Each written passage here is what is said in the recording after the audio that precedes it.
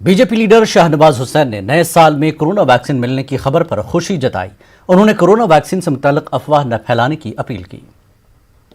देखिए, अभी अभी एक अच्छी खुशखबरी आ रही है कि नए साल पर पहले दिन ही कोरोना वैक्सीन उपलब्ध हो सकती है। ये एक अच्छा संदेश है। कोरोना के खिलाफ एक मजबूत लड़ाई प्रधानमंत्री नरेंद्र मोदी जी के नेतृत्व में लड़ी गई है। वो लड़ाई में जैसे भारत जीता है, दुनिया में इसकी चर्चा है। और वैक्सीनेशन भी जब होगा, इसमें भी क्योंकि दुनिया में सबसे बड़ा देश भारत है, तो वैक्सीनेशन भी कोई कम चुनौती नहीं, लेकिन इससे भी पार पाएंगे।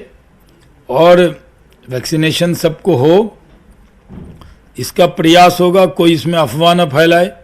कुछ लोग ऐसे हैं जो तरह तरह की अफवाह भी इसमें फैला रहे हैं, उनसे भी अफवाहबाजों से बचना होगा।